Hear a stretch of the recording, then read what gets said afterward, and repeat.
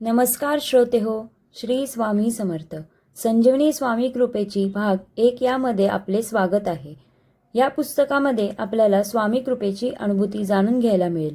चला तर वळूयात स्वामींच्या 17व्या अनुभूतीकडे. स्वामी नाम उपाय रामबाण. श्री स्वामी समर्थ हा श्रींचा 6 अक्षरी मंत्रांचा प्रभाव किती सामर्थ्यशाली आहे याची प्रचिती मला अनुभवास मिळाली. श्रीचे हा मंत्र मी दररोज 21 वेळा लिहित असे व त्या मंत्राचा जपही मठात जाऊन नित्य नियमाने करतो. गेल्या वर्षी मार्च 2006 मध्ये माझी पत्नी एकाएकी आजारी पडली व तिला जोरदार दम्याचा अटॅक आला व तिचा रक्तदाब एकदम खाली आला व त्यामुळे हृदयावरती परिणाम होऊन हृदय कमकुवत झाले.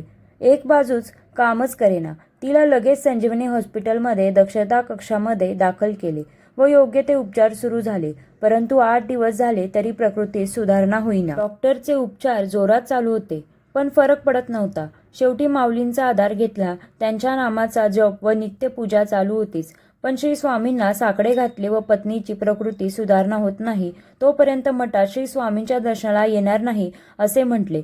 तसेच मी श्री गणेशाचेही भक्त असल्याने त्यालाही हेच निक्षून सांगितले व त्याच्यावर सर्व जबाबदारी टाकून मी निश्चित सेवा करत राहिलो.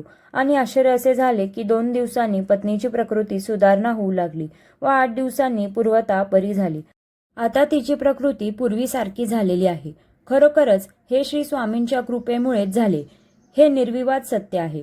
आणखीन एक येथे नमूद करावयाचे वाटते की श्री उल्हास भाटे यांनी 15 वर्षांपूर्वी मला श्री स्वामींच्या मठात श्री भट यांचे मठ श्री स्वामींची पितळी मूर्ती दिली.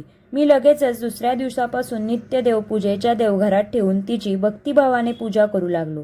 पूजा झाल्यावर स्वामींचे ध्यान करत असताना असे वाटले की श्री स्वामी सांगत आहे, भिवू नको, मी तुझ्या पाठीशी आहे. श्रोते हो, आजच्या अनुभूतीनुसार स्वामी नामाची जादूच आगळीवेगळी आहे हे समजते. म्हणूनच आपण दररोज स्वामी नाम घ्यावे. पुढच्या अनुभूतीसाठी चॅनलला लाईक करा, शेअर करा आणि सबस्क्राईब करा.